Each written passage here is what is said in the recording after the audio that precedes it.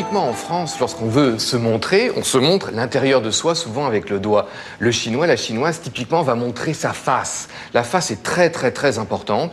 On ne doit pas faire perdre la face de quelqu'un. Je peux prendre deux exemples. Le premier exemple, c'est on ne critique jamais en public. On peut critiquer, mais pas en public. Deuxième exemple, lorsqu'on invite quelqu'un à manger, on commande énormément de nourriture. C'est donner de la face à l'autre personne, à la personne qu'on invite. Être humble. En France, en Occident d'une manière générale, si je veux vous montrer que j'ai raison, je vais insister, je vais élever la voix, je vais m'agiter un petit peu, même si on n'est pas d'accord.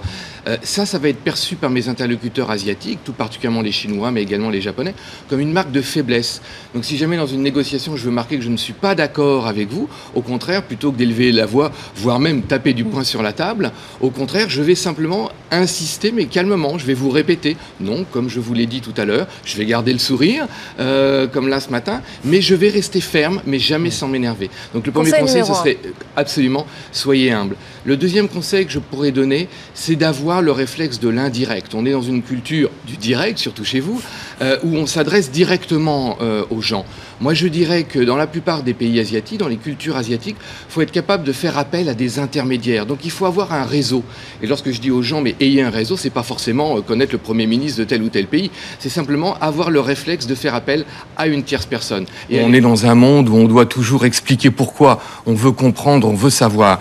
Si on veut être plus efficace dans la manière dont on communique avec nos amis, nos interlocuteurs chinois, il va falloir non pas expliquer pourquoi, mais chercher à montrer comment. Le chinois, il a besoin de vous connaître immédiatement. Donc on va se poser des questions très personnelles. Quel âge vous avez? Est-ce que vous êtes marié? Est-ce que vous avez des enfants?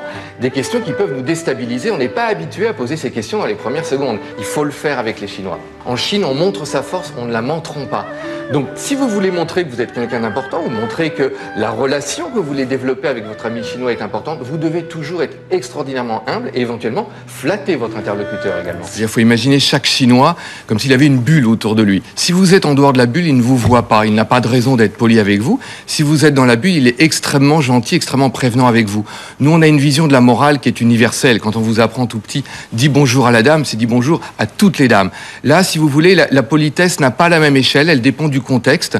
Vous êtes extrêmement poli, prévenant avec les gens qui font partie de votre cercle, de votre bulle, et les autres, vous ne les voyez pas. Une erreur classique que font presque tous les Français, c'est que vous arrivez chez quelqu'un, vous arrivez dans un bureau, on vous demande, vous voulez un café, vous voulez un thé? Et là, la personne répond, oh ben non, j'en ai déjà pris 3 ce matin, ou j'ai arrêté de boire le café. Donc la première chose que vous répondez, c'est non. À des Chinois qui ne disent jamais non, ils ne disent toujours oui, même quand c'est pour dire non. Donc il faut surtout accepter ce qu'on vous propose. Alors ça peut vous emmener même dans des vraies difficultés, parce que lorsque vous demandez votre chemin à quelqu'un, il ne va pas vous dire je ne sais pas, ou non, je ne sais pas où c'est. Il va vous indiquer un endroit pour ne pas perdre la face. Donc là, l'importance pour vérifier, c'est de demander à une deuxième personne, voire même pour être sûr, à une troisième ou une quatrième.